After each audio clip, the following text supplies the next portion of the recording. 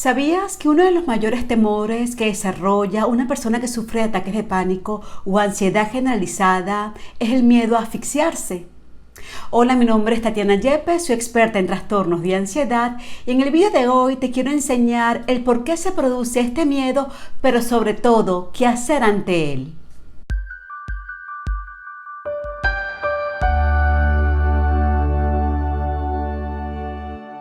Cuando se sufre de un ataque de pánico o de una crisis de ansiedad, realmente lo que sucede es que los músculos intercostales, es decir, del tórax, se tensan. Y estos, al tensarse, dificultan la exhalación de tu propio aire.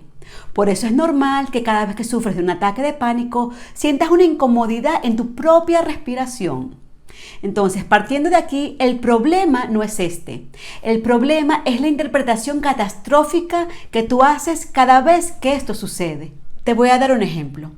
Cuando yo comencé a sufrir de ataques de pánico, en vez de llevarme la calma a mí misma, hacía exactamente lo contrario. Es decir, que activaba una serie de pensamientos catastróficos y negativos como respuesta a la sensación incómoda que sentía cuando exhalaba mi aire.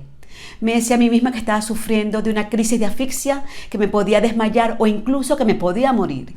Y esto no es verdad, ya que ante un ataque de pánico nunca vas a dejar de respirar.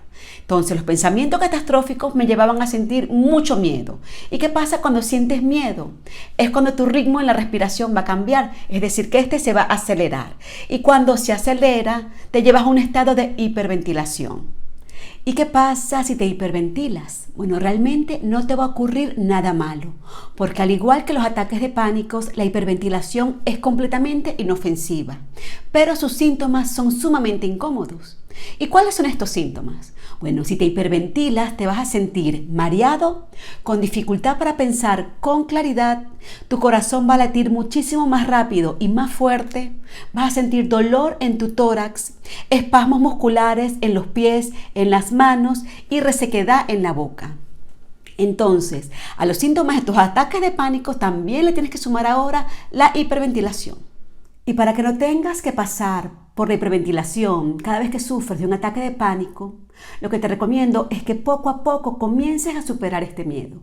Y una de las formas de hacerlo es llevándote a la calma y tomando conciencia. Y cada vez que experimentes una crisis de ansiedad, recuérdate de que no te estás quedando sin aire, no te vas a desmayar por falta de oxígeno y mucho menos vas a morir por esto.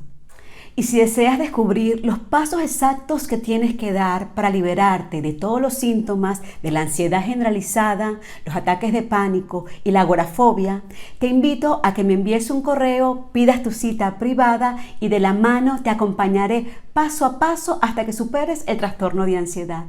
Si sientes que este vídeo le puede ser útil a alguien, compártelo. De igual forma, suscríbete a mi canal. Nos vemos en el próximo vídeo. Adiós.